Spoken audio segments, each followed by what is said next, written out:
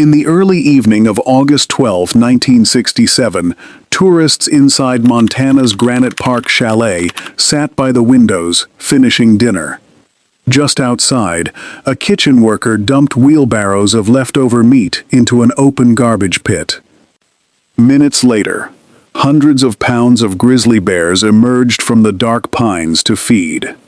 The guests smiled. They took photographs.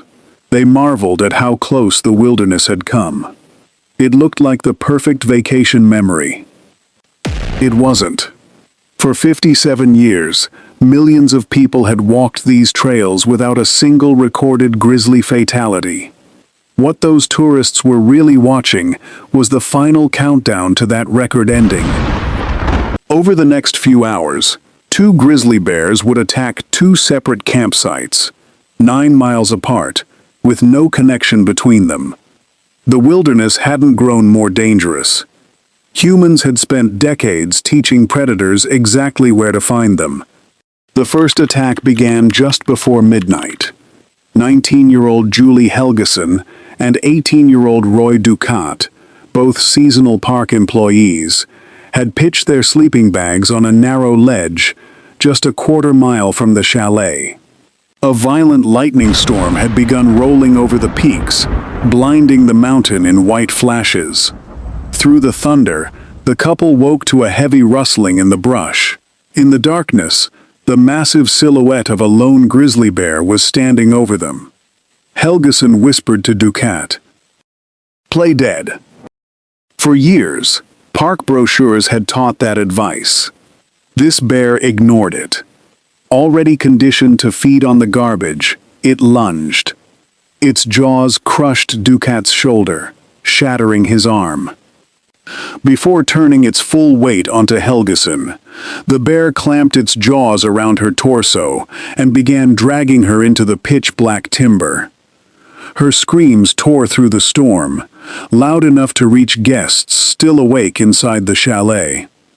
What almost nobody in the chalet that night knew, 3 days earlier, on August 9th, park rangers had already filed a report warning that bears were feeding directly on garbage generated by the chalet and its campers.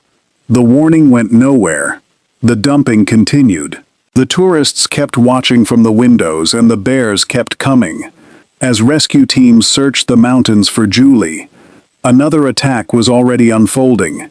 9 miles away, 19-year-old Michelle Coons was camping on the shoreline with 4 friends. Earlier that evening, a visibly aggressive female grizzly had entered their camp and torn through their provisions. The campers did not leave. Instead, they built a bonfire and moved their sleeping bags to the water's edge, believing the smoke would keep the bear away. It didn't. By 4:30 a.m., the fire had died to embers. The bear returned. One camper, Denise Huckle, woke up to hot breath against her hair and scalp. The bear was sniffing her sleeping bag. She stayed perfectly still. The grizzly moved on to the next bag. Then it reached Michelle. She woke up and screamed. The campsite exploded into panic. Her friends sprinted into the trees, climbing as fast as they could. They screamed for Michelle to run. She tried to, but the zipper on her sleeping bag jammed, so she couldn't get out. From the trees, her friends watched the bear drag her into the darkness. Her final words were simple: "Oh my God, I'm dead." Because what the investigators found when they finally tracked down the animals changed the entire narrative of that night. At first, the explanation seemed obvious. 2 deadly bear attacks. 1 terrible night. A tragic act of nature. Many believed that was all it was. Glacier National Park stretched across more than 1 million acres of wilderness. In a place that vast, some argued, encounters were inevitable. Wild animals are unpredictable. Sometimes they attack. On the surface, that explanation made sense, but the forensics told a completely different story. Following the attacks, armed ranger teams searched through the brush, hunting down and killing 4 grizzlies in the area. When the state-ordered necropsy was performed on the emaciated female bear responsible for the attack at Trout Lake, the medical examiner found the smoking gun. Deep within the animal's swollen, heavily inflamed gums were dozens of jagged shards of broken glass. This predator was not acting out of a sudden, unexplainable wild instinct. It was acting out of madness, brought on by constant, agonizing physical pain. The bear hadn't simply lost its fear of people. People had trained it to depend on them. If stories like this fascinate you, subscribe. Every week, we uncover the real events that changed history forever. For years, the bear had been feeding out of unmanaged camper trash piles and public dumpsters, swallowing glass from discarded bottles along with the food. It could no longer hunt its natural wild prey. Human camps had become easier, safer, more reliable.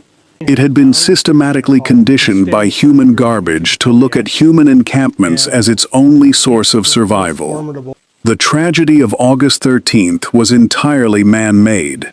The boundary between the wild and civilization hadn't just accidentally thinned. It had been actively dismantled, piece by piece, for years. All so tourists could get a better photograph. The modern American wilderness was born because of those 2 attacks. The sheer public shock of the dual attacks forced a total, aggressive restructuring of how humans and apex predators coexist. The National Park Service eliminated open-air garbage dumps across public lands. They mandated the heavy, steel, bear-proof waste receptacles used around the globe today, established strict backcountry permit systems, and criminalized the feeding of wild animals. The era of treating the grizzly bear like a roadside attraction was over. The dumps have been buried beneath layers of concrete, and the warning signs have been bolted to the trailheads. They are no longer drawn there by garbage pits or dinner-hour spectacles. The systems that built that appetite were dismantled, piece by piece, in the years after 1967, and the numbers prove it.